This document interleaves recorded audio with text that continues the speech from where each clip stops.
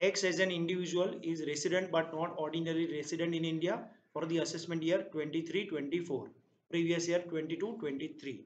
That means this information is already given that what is the residential status of X, RNOR.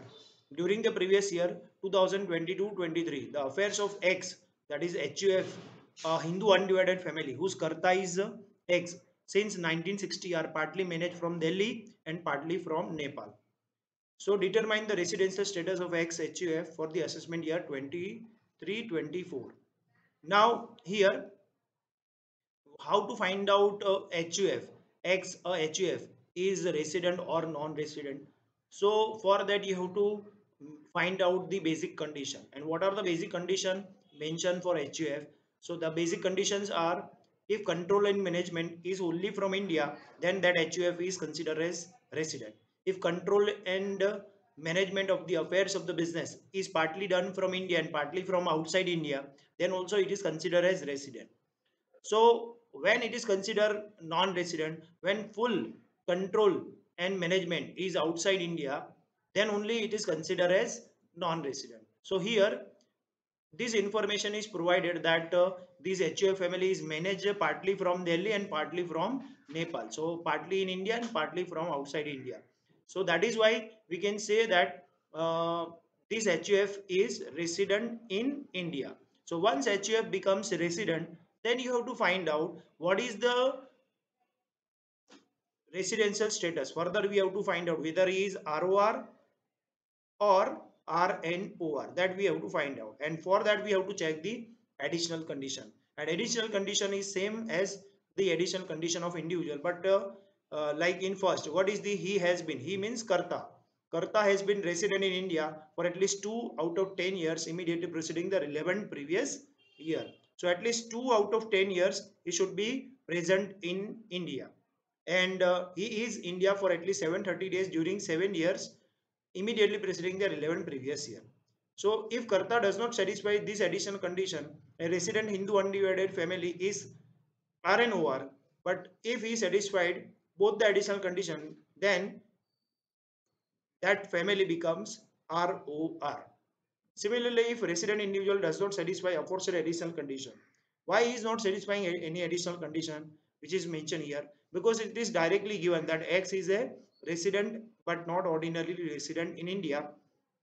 So that is why when this status is possible, when any one or none of the additional condition is satisfied by the Karta, and X is a Karta of the family. So that is why it is very important that Karta should satisfy this additional condition. And it is clearly mentioned in the example that Karta is not satisfying additional condition. So that is why in this capacity, what is the answer? As X is resident but not ordinarily resident in India for the assessment year 23-24 in his individual capacity, he is unable to satisfy aforesaid additional condition as Karta of XHUF. So XHUF is therefore resident but not ordinarily resident in India for the assessment year 23-24. Now on the same base, we are solving one unsolved example. The head office of XY Hindu undivided family is situated in Hong Kong.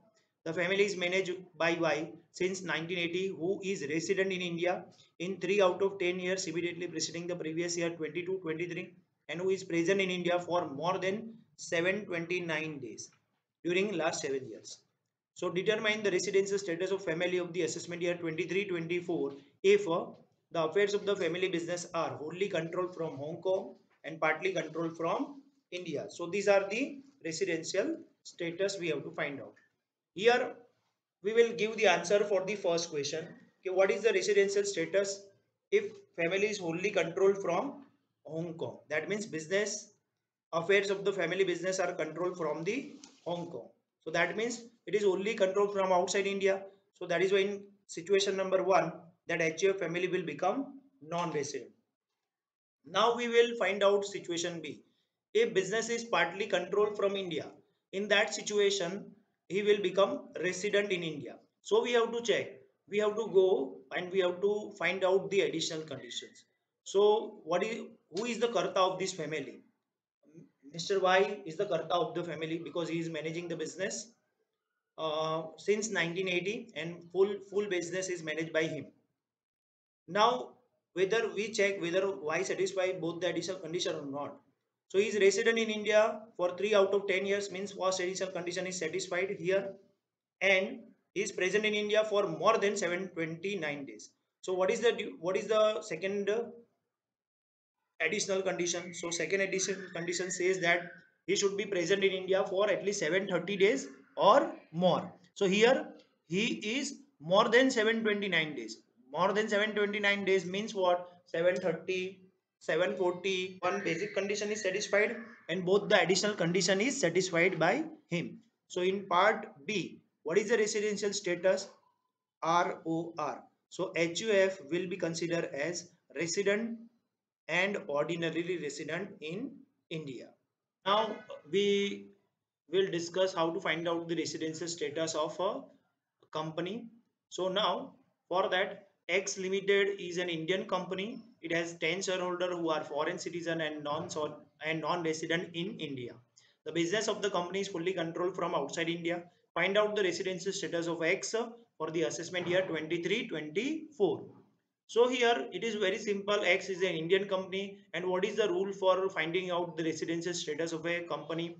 So in case of company, if company is Indian company, it is always a resident in India. And if it company is a foreign company, then you have to decide the residential status on the basis of two criteria. First one, what is the gross receipt or annual turnover? If annual turnover and gross receipt is more than 50 crore, less more than 50 crore, then you have to see POEM, place of effective management. If place of effective management is in India, then it is considered as resident in India, otherwise non-resident in India. And if less turnover and gross receipt is less than or equal to 50 crore, then in that case you have to always directly tell that is non-resident in India. So here it is an Indian company, and this rule is equally applicable even if shareholders are foreign citizen as well as non-resident, or even if business is controlled from outside India. So Indian company is always considered as resident in India. So that is why answer for this question is resident in India. Now suppose X Limited is governed by is the government of Japan, which holds 70% equity share capital. Means same Indian company hai. That X Limited is an Indian company, but majority of the shares are held by Japan government. Then also its residential status is resident in India ही बनेगा. Or in remember students, in case of resident AOP, BOI, then AJP, local authority, there are only two status: resident or non-resident. Here in this question also it is resident in India. That will become your answer. Now Y Limited is a company incorporated in Mauritius, turnover more than 50 crore. That means it is a foreign company and turnover is also more than 50 crore. Now you have to check where the place of effective management is located. It has 10 shareholders who are Indian citizen and resident in India. The company is active business outside India and is controlled fully from outside India by a team of professionals. What is the residential status of Y Limited for the assessment year 23-24? So Y Limited is a foreign company. It is controlled wholly from outside India, and POEM is also outside India. So it is therefore non-resident in India for the assessment year 23-24. So residential status of shareholder is irrelevant here. And likewise, nationality of shareholder is also not taken into consideration while deciding residential status of a company. So it is a foreign company, turnover is more than 50 crore, and place of effective management is also outside India. So that is why it is considered as non-resident in India. Suppose in the above sum, if turnover is 35 crore, then in that case, what is the answer? Whether your answer will differ? No. Here turnover is less than or equal to 50 crore. Means what? Indirectly then, now in this case you don't have to see for place of effective management. Turnover is less than or equal to 50 crore. That means directly it will become non-resident in India. Now next one, Z Limited is incorporated in Japan. It has 15 shareholders, 10 are Indian citizen and resident in India. The company has no active business in Japan. Gross annual turnover of company for the previous year 22-23 is 48 crore, mainly from operation conducted from Korea, Sri Lanka and India. The company is managed by a team of professionals from India. That means control is in India and company is incorporated in Japan. That means it is a foreign company and turnover is 48 crore only. Find out the residence status of Jet Limited for the assessment year 2023-24. So here Jet Limited is a foreign company and gross turnover of the company for the relevant previous year is 48 crore. And a foreign company whose turnover of gross receipt is not more than 50 crore is treated as a non-resident in India. Here place of effective management is not playing that much importance because turnover is less than 50 crore. Now suppose next in the same question, one of the shareholder in Jet Limited is the government of state of Kerala, which holds 51% of the equity share capital. Then also your answer will not differ because here also turnover is important to decide whether non-resident or resident. Here turnover is 48 crore only. So even though Kerala state government is holding 51%, then also answer will not change. So answer for this question is also will become non-resident. So small question can be asked in the form of MCQ from this. You should develop your understanding regarding this concept. If you have any doubt, then you can write down in a comment box. I will try to make reply for the same. Thank you very much for watching my video till end. Have a nice day. Bye.